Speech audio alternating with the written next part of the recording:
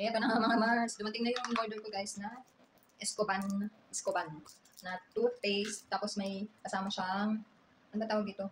Whitening tooth powder. Tapos meron siya na ito. Ewan kong free ba ito kasama talaga siya sa package. Toothbrush. So, try natin to guys. Kasi ang sabi nila, nakakaputi daw talaga ito ng ngipin. Kasi may mga napanood ako na parang hindi na totoo yung mga ngipin nila. Kasi sobrang puti talaga. Ang sabi, ito yung ginamit nila. Hindi ko sure kung legit.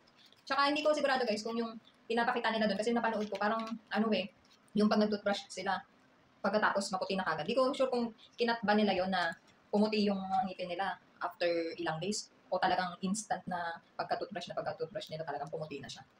Hindi ko sigurado. Malalaman natin guys. Itatry ko to. Siyempre, lagi namang ibibigay ko yung honest review or honest feedback ko sa product. Ito guys. Dito kasi nakalagay dito nakakatanggal daw siya ng mga stains eh. Tapos mas marami dito. Gagawa ko na lang ibang video para hindi siya makakali dito. So, yun ang Mars. Itatry natin to guys. Ito yung ngipin ko. Naiyak ko lang ngipin ko. Wala man lang nagpantay eh. Ayun ang. Tapos gagawa natin video yung, ito, kakat ko muna. Punta kasi ito na nga guys, nandito na tayo sa CR. Ayan, lagyan natin ng toothpaste, di ba? Syungangot talaga, meron pa lang.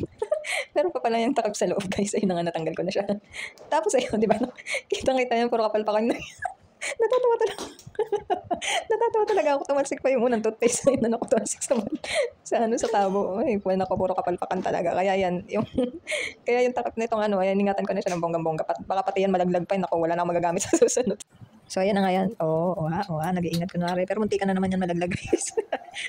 Ay, nako. Grabe talagang si Inday. So, ayan na nga, iningatan ko na talaga siya ng bonggang-bongga. Ganyan lang siya, guys. Buti na lang pala, tinry ko talaga yun natanggalin nung una. Bago ko pumunta ng CR para alam ko na kung paano gagawin kahit paano. Kung hindi, nako. Ayan na nga, guys. Ayan na, nagtutoothbrush na si Inday. Try natin mga ilang minutes yan guys. Ang tagal ko rin dyan.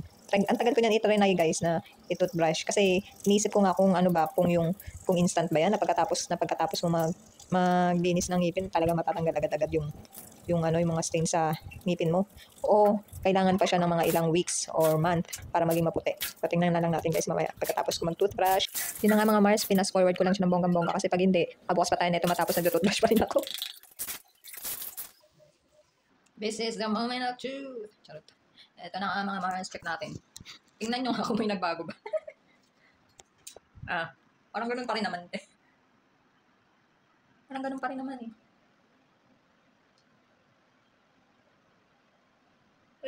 Fairness, parang feeling ko naman, parang